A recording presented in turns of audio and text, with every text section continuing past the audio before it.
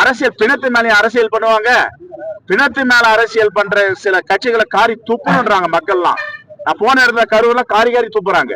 இது என்னங்க அரசியல்? இது ஓட்டு ஒரு பக்கம் ஓட்டு திருட்டு, இன்னொரு பக்கம் வாக்கு எப்படியெல்லாம் ஏமாத்தி பெறலான்னு.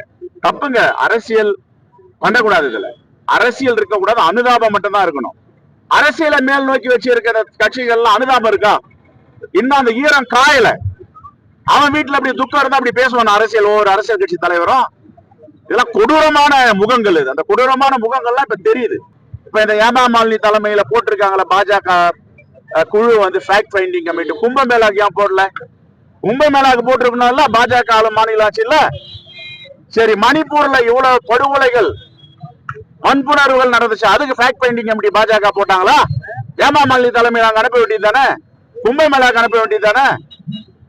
எவ்வளவு பாலங்கள் இடிஞ்சு விழுந்து நூற்றுக்கணக்கான மக்கள் இறந்திருக்காங்க, அங்க அனுப்ப வேண்டியது தானே?